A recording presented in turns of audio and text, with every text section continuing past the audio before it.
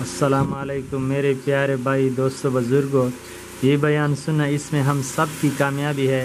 حضرت سہیل رضی اللہ تعالیٰ عنہ بن حنظلہ کی عادات اور خریم رضی اللہ تعالیٰ عنہ کا بال کٹوا دینا۔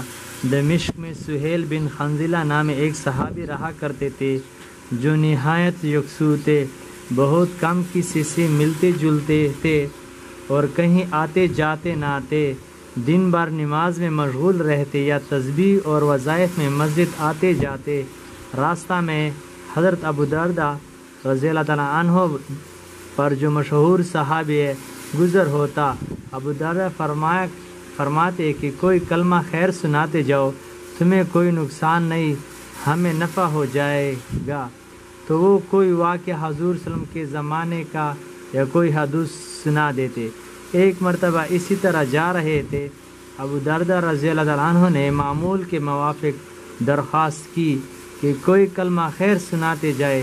کہنے لگے، ایک مرتبہ حضور اقدس صلی اللہ علیہ وسلم نے ارشاد فرمایا کہ خریم اسدی اچھا آدمی ہے اگر دو باتیں نہ ہوں، ایک سر کے بال بہت بڑے رہتے ہیں، دوسرے لنگی ٹخنوں کے نیچے باندھتا ہے۔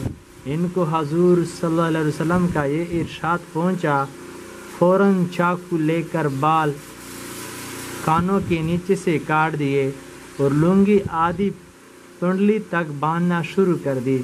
فائدہ، بعض روایات میں آیا ہے کہ خود حضور اقدس صلی اللہ علیہ وسلم نے ان سے ان دونوں باتوں کو ارشاد فرمایا اور انہوں نے قسم کھا کر کہا کہ اب سے نہ ہوگی، مگر دونوں روایتوں میں کچھ اشکال نہیں۔ یہ ہو سکتا ہے کہ خود ان سے بھی ارشاد فرمایا ہو اور غیب میں بھی اور غیبت میں بھی ارشاد فرمایا ہو، جو سننے والے نے ان سے جا کر عرض کر دیا۔